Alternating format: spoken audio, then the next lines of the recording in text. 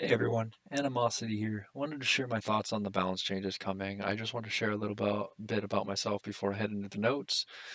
I started Gundam Evolution in Season 1 right when it came out. I peaked at Diamond level on Japan before quitting Ranked just due to my internet just being so bad to where my latency just seems higher than everyone else in the lobby with skipping units and a bunch of frame rate problems. But I do have over 500 hours in this game, so I have seen a lot of gameplay and casuals in the rank that I did play. So I feel I can share a little bit about my experiences on this subject and a little bit of insight for anybody that doesn't really know what these changes mean. So, getting started, the maintenance starts on December 27th, 2022, which is about a 4 hour period on that day, and they're adjusting the RX-78 Grandpa Gundam. We're seeing some nerfs to them.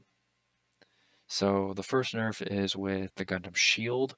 The Gundam Shield is a ability that allows you to pull up a shield for about 1,000 armor points. That doesn't allow you to shoot or anything or do anything other than boost and run around, but they're nerfing it down to 400. That's a 600 HP pool nerf, which really hinders its ability to reposition safely or just use the shield to pick up a health pack to get back into the fight effectively. I really see this change as a game punisher that will execute you really hard for not positioning properly or being able to turn fights around when you're needed alive instead of dead. That shield is just such a game changer for when you need just to survive, to be able to reposition, get around a corner, just live. Now it's going to be an extremely situational item that doesn't really do much for you or the team. You're not even going to be able to block much of a sniper shot if you're trying to help somebody defuse or plant or anything. The other change is the Hyper Hammer is getting an extra 2 seconds to its cooldown. It's going from a 9 second cooldown to an 11 second cooldown. This is going to reduce the spamming of the ability since it deals about 400 damage with a stun if a direct hit. I think it's the longest range ability in the game that does the most damage like that.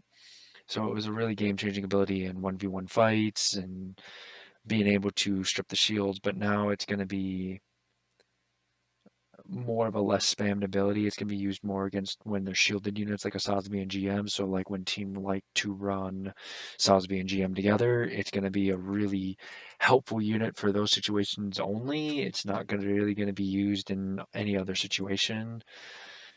But I do find the Hyper Hammer is a warranted change. I like the change. The extra 2 seconds is warranted, but the Gundam Shield, it that feels horrible. It really should be like 600, not 400. Like I could think 400 is a good change, but not 600. Moving down here though, Dom Trooper. He's getting 100 less armor pool. He's going to be 1100 HP like a lot of other units, joining Tournay and Barbatos in that department with Melee Zaku. So Dom Trooper's play is not really going to change. It just makes it so that snipers are a lot more important. There's going to be a lot of units that can one shot. Its headshot counter is 1100 exactly, so it's gonna make Dom Trooper's life more hellish due to getting headshotted from snipers. So it this change doesn't really do very much for Doms. It just makes it so they have to pull out of a fight a tad earlier. But Doms are still going to be a very prevalent, very high picked unit, very important to any team that they play on. They're just an outstanding unit in general. So heading over to Exia, it's being nerfed again. Exia's really got the crown for being the nerf king right now. Same with Melee Zaku, but Melee Zaku didn't get touched, so Exia takes the crown now. I don't really see how this is a warranted change. My opinion of this unit, it really only needed a range fall off, not a damage nerf like it's getting.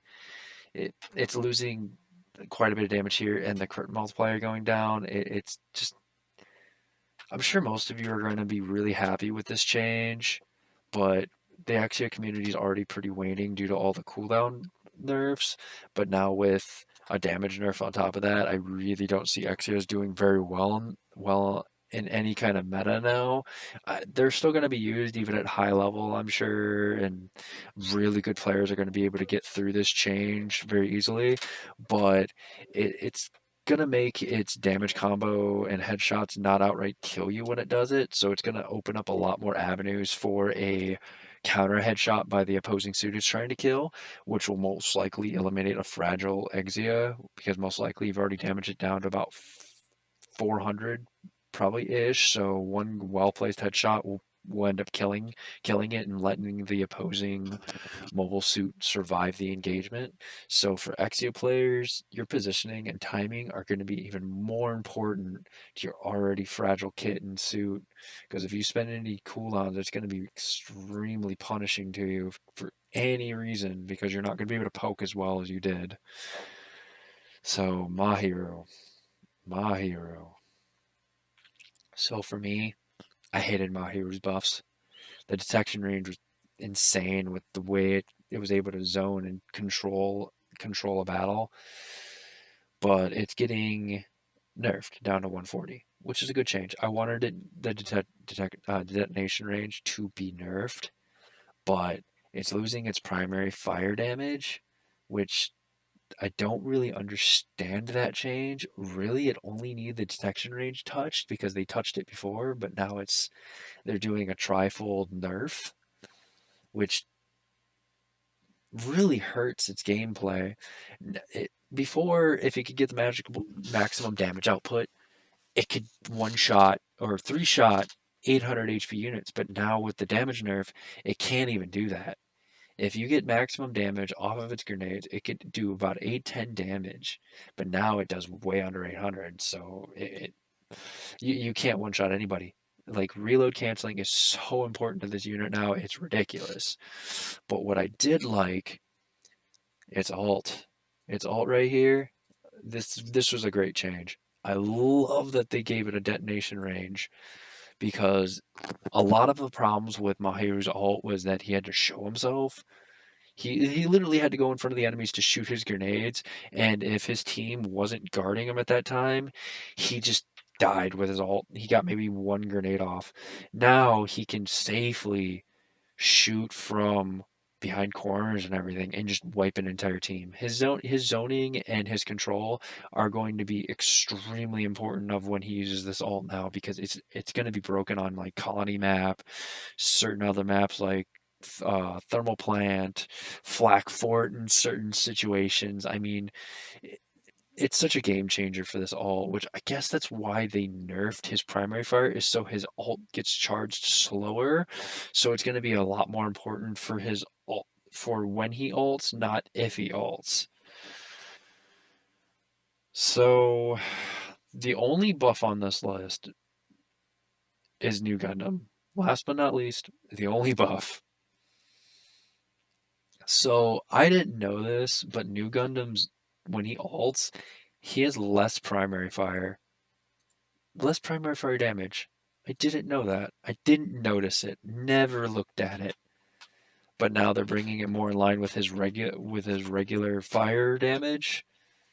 So he should be more consistent throughout matches, the whole match now. You're not relying so much on the fin funnel barrier to make up the damage you're losing from your main weapon fire. That's going to be that's awesome because it's just making him more consistent, as I've said. It's going to make him more impactful on the capture and bomb maps when he ults. It, this is a great change. And then last but not least, I guess they're making more adjustments to ranked logic, which that's foreseen. That's for sure. I'm not very surprised with those changes. So, with going over the nerfs and all that, I decided to come over here to the developer blog. They have released quite a juicy list of some changes and whatnot. So, I know there's a lot of penalties for no contest and unexpected malfunctions, which I haven't personally come across the no contest bug where I get basically a leavers ban or anything or any kind of no contest where I crash or anything, but it's good that they are taking a look at improving their systems to not have that happen, and they are looking into reducing the penalties for season 3, hopefully just in casual matches for people leaving, because I know leaving is a very big thing in this game, and with the small player base that we already have on North America, and with the way the Japanese probably leave games all the time also in casuals, it just doesn't have much of a place to be penalized for as long for certain things, because there's no surrender button. There is unexpected situations where you get disconnected or the client's force terminates and you're not able to get back in the match for like 3 minutes or something or another, and you just basically the whole match is thrown because you haven't been there and it's been a 5v6 or something else or another. So I'm happy they are investigating the root causes of the negative effects and taking a look at maybe making the lever penalty a little less impactful for your gaming experience. And I'm also moving on to they also made another section for the force client termination and with the network disconnects. I'm happy that they're still looking into those problems. I really hope they iron out all of those issues and make it so that our games run smoother. We're able to better react to certain situations and just fixing their game overall so we just don't disconnect at stupid times that make or break a match. They're also looking into, as I mentioned, the ranking bands. They're they're trying to patent down their matchmaking system to better match players in tiers. That way, maybe newer players can have an easier time adjusting to the game. Because I have noticed I've been getting matched with a lot more newer players that just don't know how to position, don't know how to play, don't know how to aim, and I'm hoping that they're able to adjust this to the point of steamrolls don't happen as often as they do, because 90% of the time it's a steamroll match. You get 5% of those times where it's an even match, and then you've got like that other 5% where they're just really fun matches, really great games. It's a nice back and forth. Overtime is a joy. Having such a good time, and that's what makes this game so much fun to play. But enough about that. I mean, you all kind of understand those games and how enjoyable this game can be, but the disconnects and the rankings of getting a new player who just can't play the game, and so it feels like a 5v6 at all times, even though someone hasn't left, is just pretty ridiculous. What I am excited about, very excited, the improvements to earning capital. Now, this isn't a login bonus or anything that I would want, but they're giving everybody an extra 2K 2K capital in this event, or it's a way to unlock an extra unit. That's fantastic. It's something that we can be tuned in for. It's something we can play towards. It's a goal for us. That it's a step in the right direction. Events and all that gives us capital, everything else. Capital spent on pods to get the green. Capital spent on suits, so that way we can play some awesome suits. This is a step in the right direction. If you already didn't know, back on the 20th, they had already implemented the unlocked units that we practice, or the unlockable units will be able to be practiced in the range. If you didn't know, you can do that now, but they're at least putting it out there to let everybody know that you can do it, which is fantastic. You can try out all the locked units. You can feel them out, see if you want them to be your next unit to be unlocked for the people that don't pay money, or the people that didn't get the battle pass or anything of the sort. That's a fantastic thing. This is something I didn't know though. The a kill cam function. I didn't know people were talking about that. That would be kind of cool, but kind of redundant at the same time. But it's gonna be awesome to watch how you died. It's gonna be just one of those things of being able to reflect on your play, on how you're positioned, how you can play the game better. It'll at least give you an avenue to think about your play. That's a really interesting change. Customizable items, though. So there isn't much information. I'm guessing they're going to be trying to copy more of a actual skin instead of just recoloring like chromas in League of Legends. That's kind of exciting. I would love to be able to actually customize my unit to personalize it. I think it's a very big thing in the West here to personalize your playstyle and personalize your unit look. That's going to be a fantastic change. I'm quite excited to see what they do with that. I do not mind that they are looking into that. Now, participation in tournaments. For all of you ranked players out there, this is going to be great. Hopefully, they're going to come out with more incentives to play tournaments. It's going to be awesome.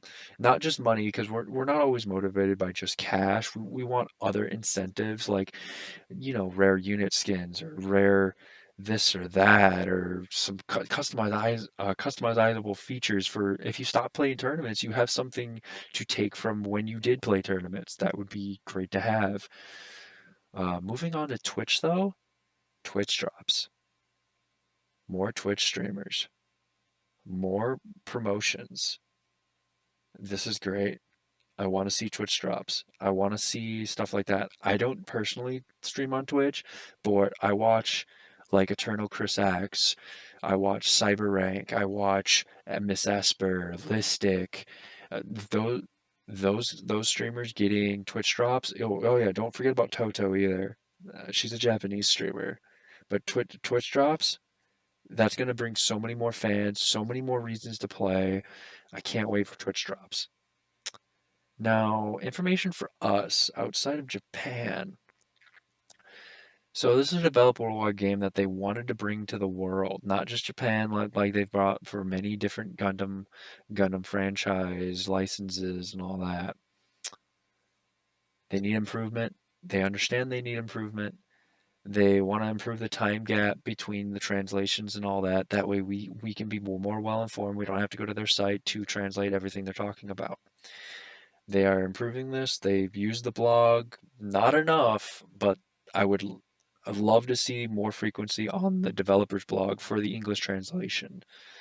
Hopefully that's what they're working on, and they are collecting our feedback to hopefully make decisions. They are very grateful for our feedback, though. Do keep this in mind. They do love that we are talking about the game. So, just reading this really quickly. They are they are conducting a survey. I'll show it right here. So please fill out the survey. I think you get three pods. I definitely have already received it. I got 3 free supply pods for filling this out. So there is an incentive for filling it out. It doesn't say here, but I got 3 supply pods. Please fill out the survey. They appreciate our feedback. I appreciate your feedback. Get some free stuff while you can. Free supply pods makes sense for doing like a 10-minute little survey. So I appreciate you taking time to take a look at my video here, taking a look at all the opinions I had and whatnot.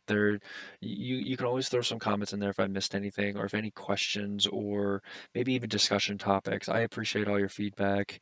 Uh, Sorry for the crappy mic. I'm using an uh, Arctic 7 mic, and it's just causing a lot of weird feedback, but I'm looking to improve that as time goes on, but I appreciate any feedback you have for me. So have a great Christmas. I'm releasing this basically today, and happy holidays to all who if you don't celebrate Christmas. I appreciate your time in coming here.